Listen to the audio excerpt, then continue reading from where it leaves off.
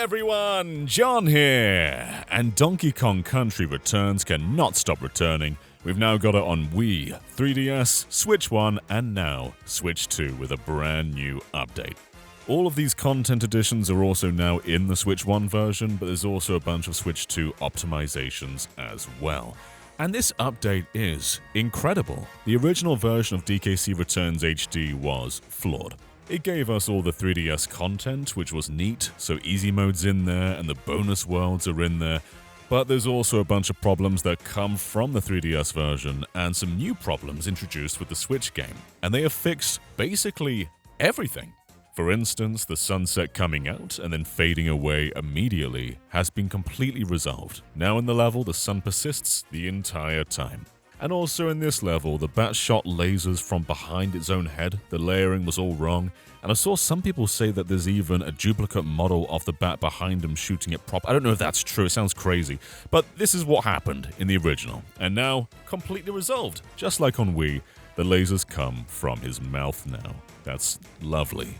And one of my biggest problems with the original Switch 1 game was loading times were longer than any other version of the game. Way longer than Wii, reading from a disc.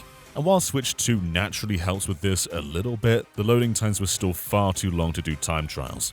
If you want to restart and perfect your level, you're looking at around a 12-second wait time, and that's with Switch 2 benefits. This was even worse on Switch 1. And now, they shrunk it down to around 4.8 seconds, which is so much better. You can now load the entire level, get into the menu, restart the level, and nearly load it again before the prior update even loaded it once. There have been a couple of minor graphical changes as well that you probably won't see unless you're comparing the game side by side. But DK's looking a lot lighter in the brand new patch. In the prior one, his fur was always quite dark, but now it seems to adjust to the environment he's in, so it's much lighter in this beach versus the dark fur of the prior patch. We're also running a much higher resolution here on Switch 2, and we can zoom in all the way, and you can see just how much of the image is maintained versus the 1080p of the Switch 1 game. And there's also some stuff that I would argue the game should have had when it first released.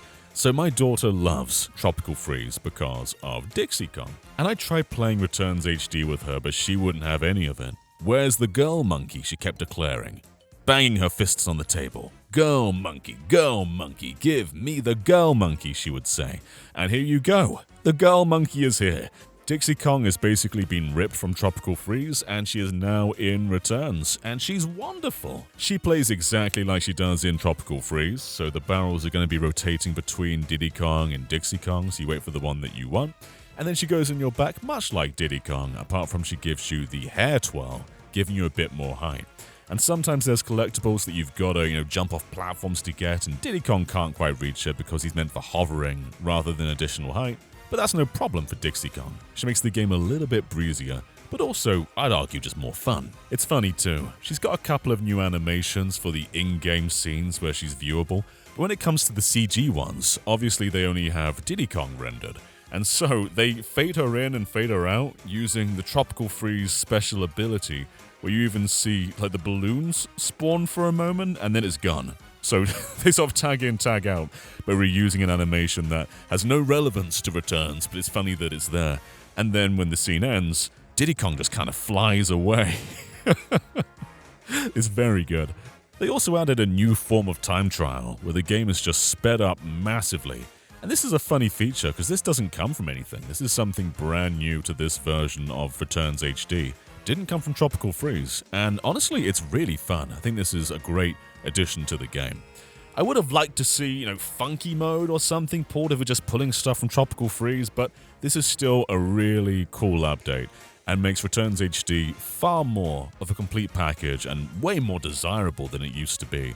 But I think the biggest change of all comes with the multiplayer, because they completely broke it last time. And they broke it on 3DS too. Basically, every time you hop on an enemy on the Wii, they would maintain their state for around half a second before completely disappearing.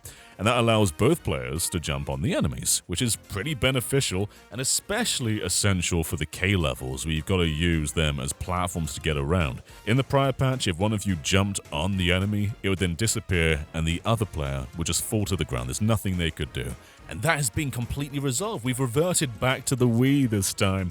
and is so much better. This is now playable with a second person, whereas prior, it really wasn't. Like, for some levels it was fine, but other levels were impossible with 2 players. So, massive change, and a really cool update to the game.